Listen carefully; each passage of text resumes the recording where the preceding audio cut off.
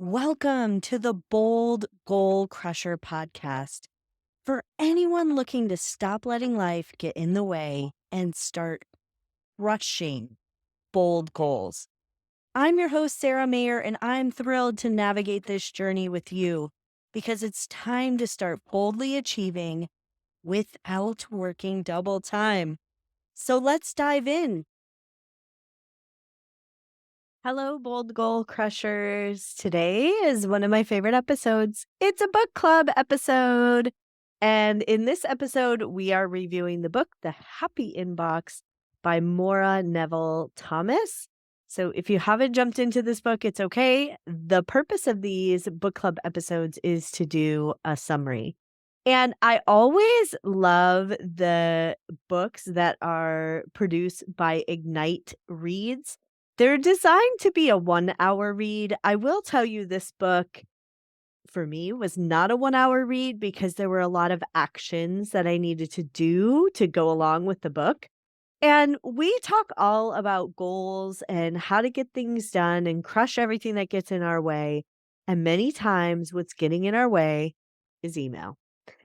And if you don't find a way to handle and process all the information coming in via email, via notifications, via all the things, you will be in a constant state of overwhelm. And so I think that's why it's really important that we figure out a way to manage our email. So I'm going to jump into a couple things. First off, she does a great job in this book. They always do a great job in these little series of making the topic very manageable and easy to do. And one of the things is that it's all about getting your email under control, but it's not just about having a zero inbox. In fact, we're going to talk about that. It's not just about that. It's really about moving from a state of being reactive to being more responsive. So instead of reacting to everything that's going on, to being proactive. And I think that many times there's this idea that our email box is a to-do list, and it's not. It's a communication tool. But there are a lot of things that we need to do in our email. And so I think it's important that we learn how to deal with it. So, first off, in her first book, The Empowered Productivity Systems, she talks about how to become more productive. And this is one part of it, is managing email. And as she says in her book, the biggest productivity hurdle today might just be communication, our crazy inboxes, our constant phone notifications. And I couldn't agree more. I think that is one of the biggest hurdles that we have as a people is that there are so many ways that people can get in touch with us, but that doesn't always mean that we know how to handle those things. So what happens when we are constantly on and constantly checking in this quest to get to zero notifications or zero inboxes, we are really giving up control because everybody else's priorities are in those notifications, in those emails. And you've heard me say that before. And we lose control, but we also don't have the opportunity to be intentional. And basically, in the book, she talks about it's that feeling that you're always needing to return a communication to someone, or you have to get back to someone, or you need to do something. And it's that sense of anxiety that may raise up when you start to think about all the things that you need to do or communicate.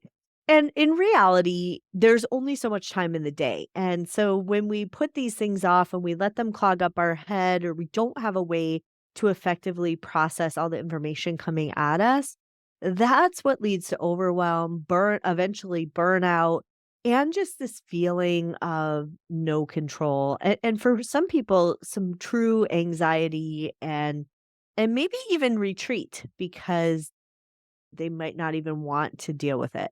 So let's talk about email. One of my favorite topics.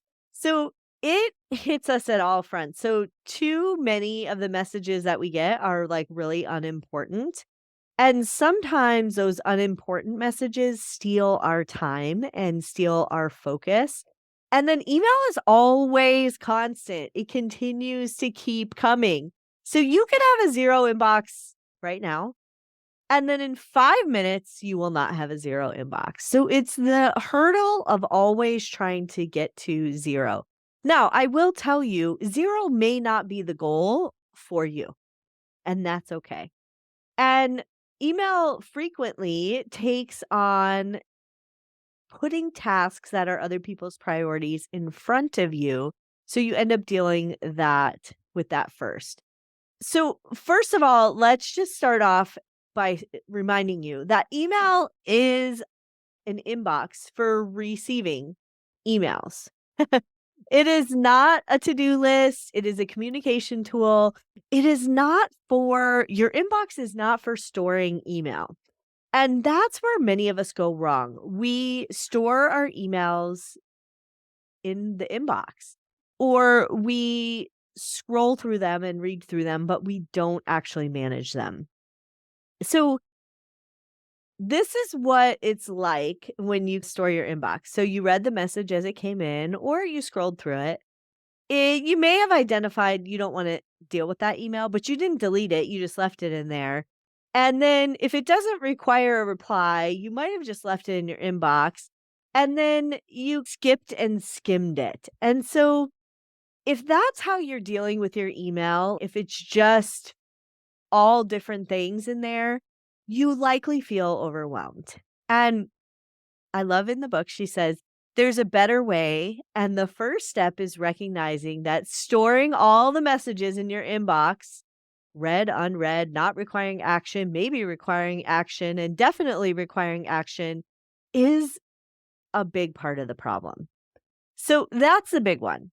And she has several recommendations for how to deal with email. One of the reasons that people get in this is that they don't filter things. They put everything in the inbox and then magically they expect to have time to actually go through and process them. And unfortunately, we know that doesn't always happen. So the email that we receive outlined in the book falls into 4 categories. So the first one is spam, pure out spam. And I have looked at my spam lately because I worked this book. So I actually did some of the actions, and there are some really nasty messages in my spam. And then there's unwanted robo-mail. So this may be mass emails sent via a marketing service, but the keyword there is unwanted. Okay. Then there's wanted robo-mail. So you might have signed up to somebody's list, maybe my list, and you want it, but you're not sure what to do with it. You're not going to read it now, but you do want that email. So that's category number 3. I hope that I'm on your wanted robo email. It's not really robo. I do use a service. I guess it is robo. And then number 4 is work or real messages from individual people addressed specifically to you that you actually need to do, read, process, or do something with. And so what happens is when all 4 of these categories are hitting the inbox, you have to make decisions on each email to figure out what to do. So I'm sure for spam, you know what spam is, and you know that it needs to just be deleted or removed.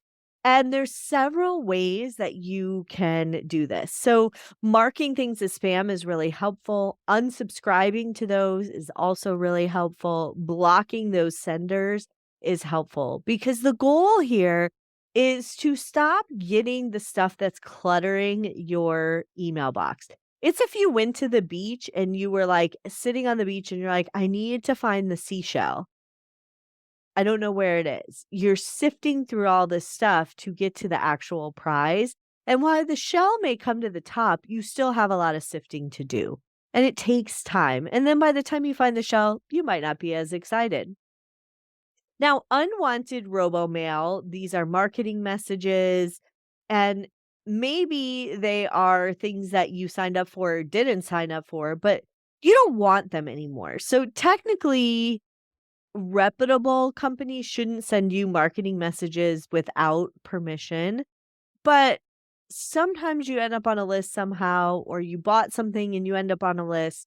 And I'm sure you get plenty of these messages, but the question to ask about unwanted is, do you really want this in your box? So I always love to use the example of Bed Bath and Beyond or Michaels. It doesn't matter which one you shop at, or you might not shop at either of those stores. But here's the example. They send a lot of coupons. Some of them are like $5 off. Some of them are like cash coupons. Some of them are like $25 off, whatever. And I don't always shop at those stores. But when I do shop at those stores, I want their coupons. And so they are not unwanted email. They are actually wanted messages, and they are going to go in a different category. So that's how you can decide if this marketing message is unwanted. So click the unsubscribe button, use an unsubscribe service. There are services that you can use to get those unsubscribed from. And then you can also create a rule in your email application. So any email messages coming from a specific email address or domain, like at XYZ company, will automatically go to trash. They'll even skip the inbox. That's awesome. So there's a couple unsubscribe services that you could try and use as well. But I think the one thing is, when you identify spam, get rid of it right away. And when you identify an unwanted marketing message, handle it so that it goes right to the box you want it to go to. Now, there are wanted robo emails, and that's like the Bed Bath and Beyond for me. So, for example, they're similar to the prior category, but you actually do want them. So they could be newsletters you enjoy reading, my emails, but you might not do something with them every single time. So the technique for handling these messages is to divert them from your primary email box to a place where you can review at your convenience. So it could be a reading folder, or for example, with my Michaels coupons, I put them into a folder called Michaels. And when I go to the store, I simply go into that folder and find the most recent coupon and then use it. So you can create rules for these messages so that they are going where you want them to go. Then the key is to actually go and review those on a regular basis, so that because you do want these, that you are consuming the information and you're not missing out on timely things like that big Michael sale every holiday or whatever. All right. So the last one is the things you actually need to do, your work emails, the things are sent to you. And these typically are messages from coworkers, clients, friends, and we'll just put them all in the work category or the to-do category. And you want to reduce the volume of email with the first three categories. And this one, when you are able to actually do those tactics on the first three categories, you may find that you're able to reduce the amount of email you get to like by 70%. So some people even more.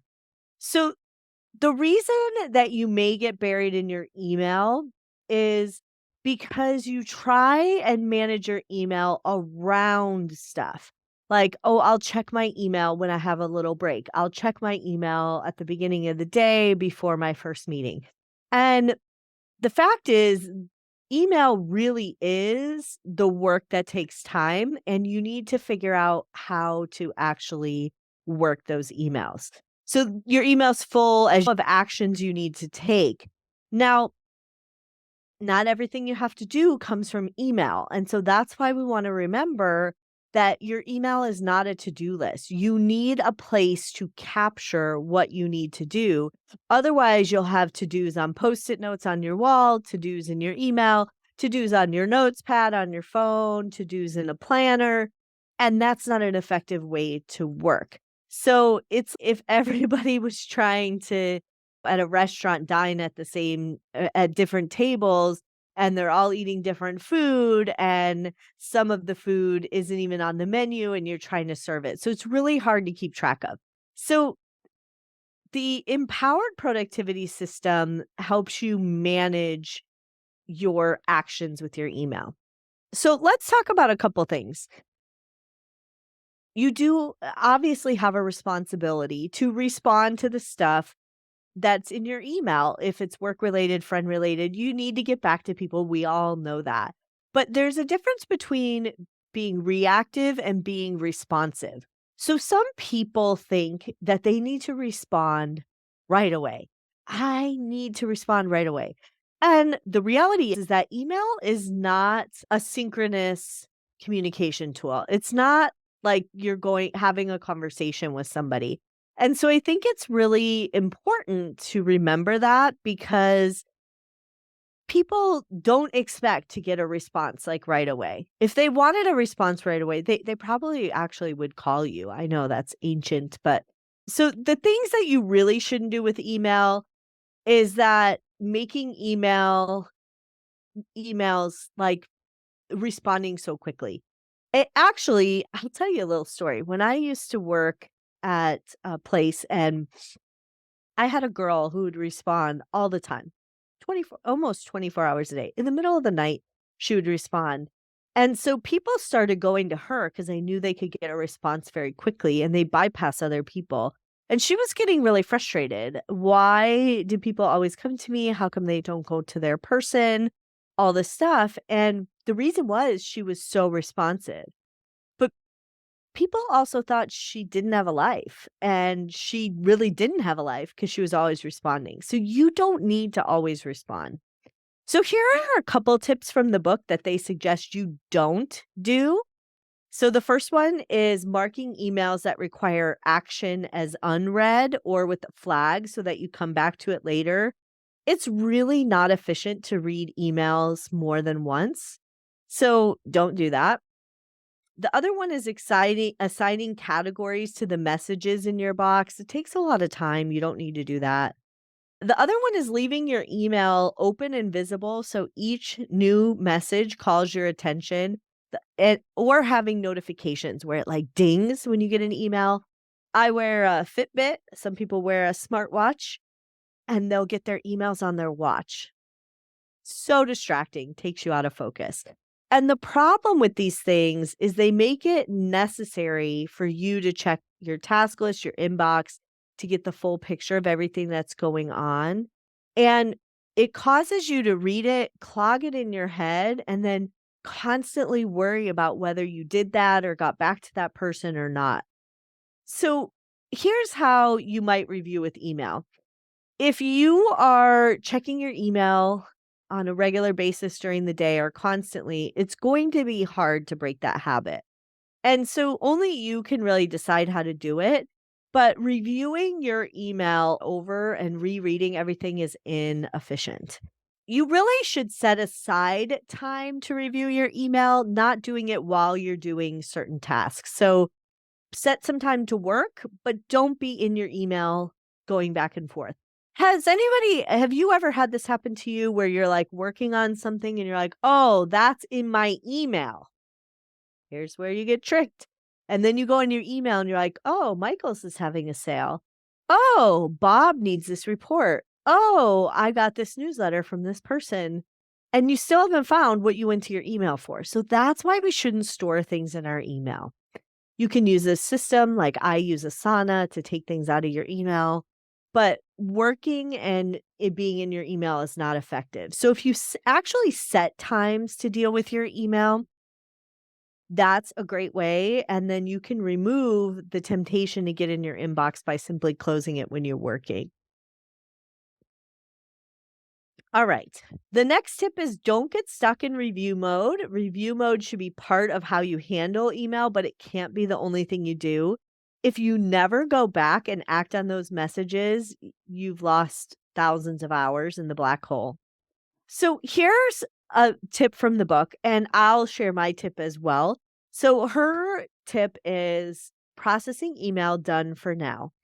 Processing doesn't require that you complete all the tasks associated with your email messages, only that you dealt with each message to the point it's not hanging around as an unknown that causes you stress. When you process your email, you make the decisions you need to get each email out of your box.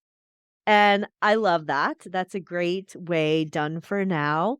And I will tell you that she uses a process called TEST, so the test process with an extra S.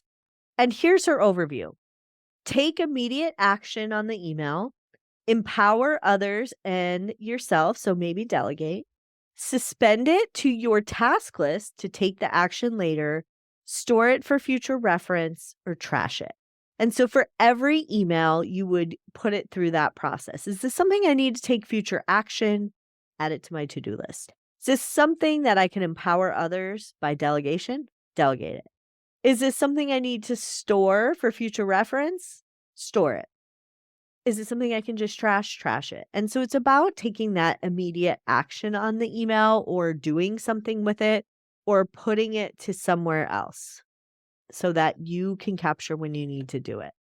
I like to use the acronym OHIO, only handle it once, right? Yeah. Ohio. And so that's really about asking in each email, if I can handle this in 5 minutes or less, I do it right then. If I can't, then I'm going to handle that email. I'm going to put it on my to-do list. If it's a spam, I'm going to unsubscribe right then. So I think it's really important for you to come up with what your process is for email and recognize that sometimes you're going to need a fresh start. So there is this, once you start trying to get emails from even coming to your box in the first place, and once you create that process, it's important to realize that you may be in overwhelm right now. I worked with a client who had 25,000 emails. Yeah, 25,000 unread. Sorry, unread. She had more emails than that, but 25,000 were unread. So I think one of the things that's super important is if you do need a fresh start, you can declare email bankruptcy. And there's several ways to do this. Now, some of you are already getting anxiety because you think I'm going to tell you to delete your emails. And I'm not. But I am going to tell you to go into your email server, go into your box and filter it by date. And then anything older than a month, take it, move it to a folder called bankruptcy, put the date on it, and it's still there. It's still searchable, or just archive that and get it out of there. And then handle the last month's worth of email. That's a great place to start. It's a great way to get going, and it helps you to not be overwhelmed. Another great way to do this is to group it by sender. And so if you group it by sender, you may find chunks of senders' emails that you may be able to delete or file quickly. It does take a little bit longer. If you have 25,000, just declare bankruptcy. Save yourself some time. Now, there's a couple of tips in here that I am so excited that she mentioned. So many of us have our emails in what's called threads, or we just have emails individually hitting our box. But we get an email about a subject, so it could be like action steps from the meeting. And then it says in the body, we agreed to the following people would do the following things. And then somebody responds to that and they say, okay, I'm working on this. And then somebody responds, thank you so much. Where should I put the files? And those are all related to the initial message. But then you have that one person who, remember, the subject was action steps from the meeting. The one person who sends an email, the subject still is reason, RE, action steps from the meeting. And they say, thank you. I also wanted to let you know that I spoke with a customer regarding an issue unrelated to this, and they shared with me this. And that's called jumping the thread. So you have somebody bringing a topic that is unrelated to this thread and leaving the subject as it is. So bringing up an issue totally unrelated. So what really needs to happen with that is if you see that, when you reply to that, you need to change the subject because that allows people to know that you've shifted conversations. It's just like a transitional sentence. If you were talking in person, you'd be like, follow up to the meeting is we're going to do this and this. And then you would do a transition. I also would like to speak with you regarding this customer, letting the person listening know we're changing conversations. Whereas other people who are on that thread who still see the subject the same and they know what they need to do for the action may not even notice that somebody's bringing up a different issue, and they may not pay attention because they've already addressed the initial issue. So just so you know, don't jump the thread. That's a great tip in this book, and I see it so often. But if you see somebody jump the thread, we don't need to attack them. Just reply and change the subject. There you go. All right. There's a couple of things that she also talks about in the book that have to do with other tools like social media notifications and stuff like that. And I think it's really important to go back to the beginning.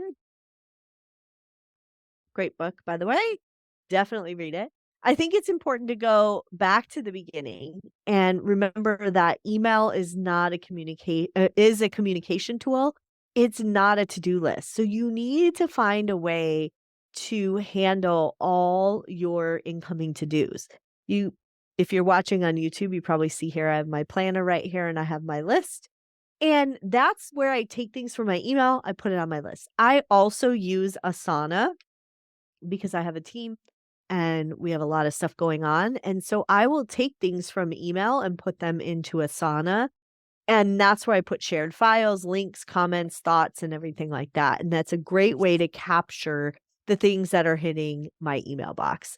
So I love the book club books, especially the podcast. If you haven't joined the Bold Goal Crusher book club, please join us at sarahmayer.com/join book club. And then you can also see all the books we're reading at sarahmayer.com/book club. Once you've joined, you'll figure that piece out. And we do meet once a month. I'd love to have you on the next live session for the book review. This next live session, we are going to jump into some tech ways that you can easily clean your email. And I'm going to do a little series of that on YouTube. All right, everyone, it's time to crush your goals and everything that gets in the way so you do not have to work double time. And that includes crushing and getting rid of your email. So let's get to it. Thank you for tuning in to the Bold Goal Crusher podcast, where we crush goals and everything that gets in the way. I always love to support my community. I look forward to seeing you crush your goals this year.